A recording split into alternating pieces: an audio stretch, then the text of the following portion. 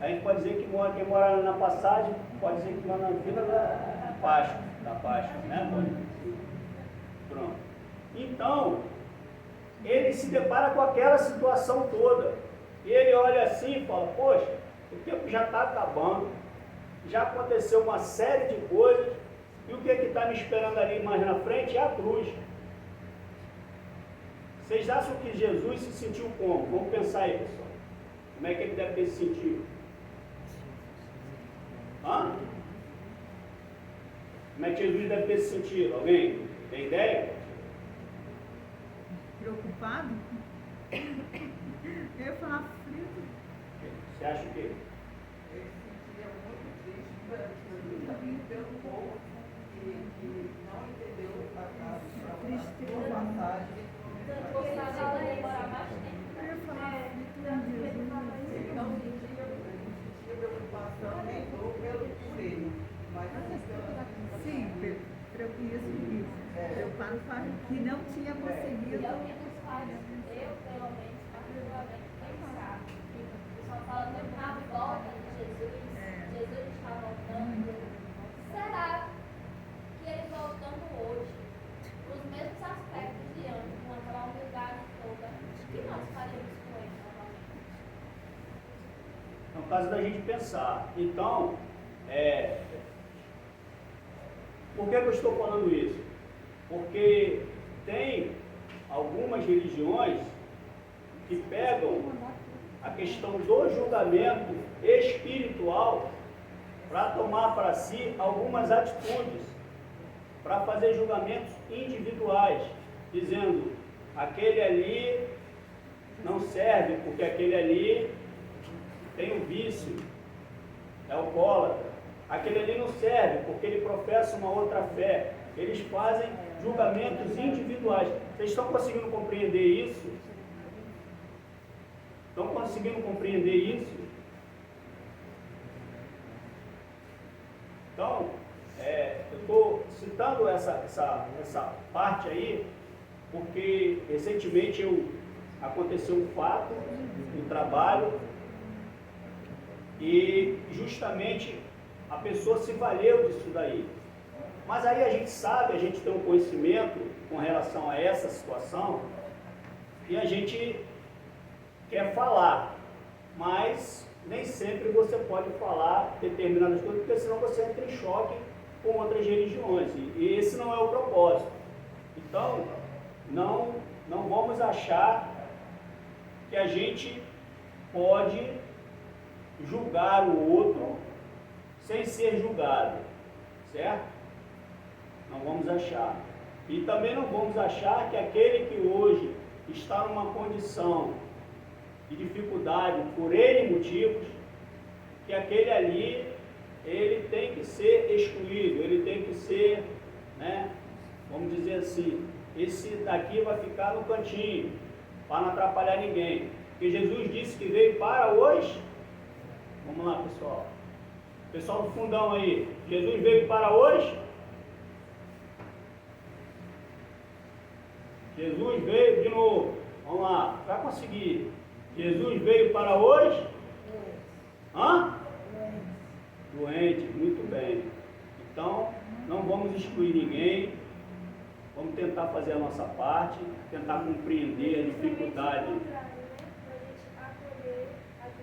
A diversidade. Pois ele diz assim, aí ele fala, me deste de comer quando tive fome,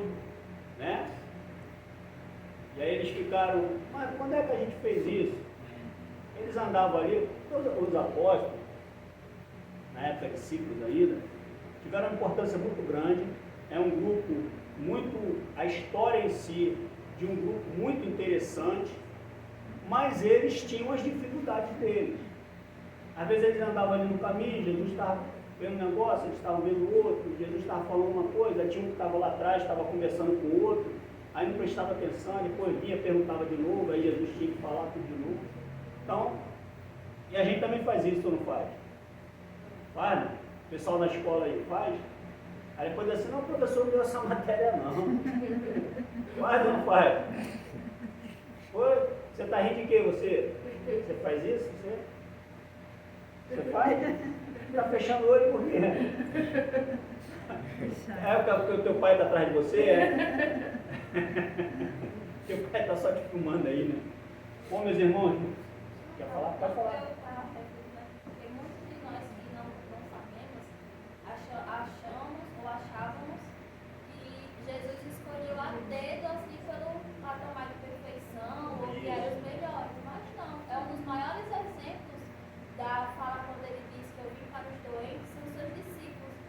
Todos eles tinham problema, alguns até questões graves, principalmente de personalidade, de espiritual também.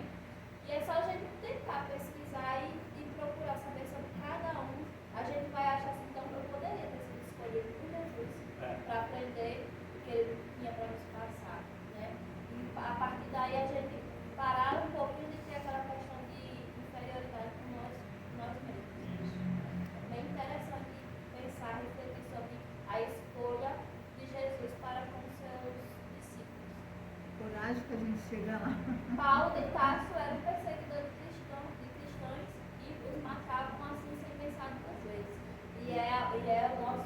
E ele tinha uma fé muito grande que ele conseguiu mudar a chave. A gente falou ontem aqui sobre uma questão assim, só para finalizar, que da mesma forma que você tem força para não acreditar em você mesmo, ou não acreditar nas outras pessoas, ou perder a fé no ser humano, use essa força para o inverso, para acreditar em você mesmo, para acreditar no ser humano, para procurar entender a dificuldade das outras pessoas, porque todos nós temos dificuldades. Eu, quando li essa parte aqui, que fala da questão do discurso do verniz, eu pensei, poxa, talvez eu não possa chegar lá e falar alguma coisa, né?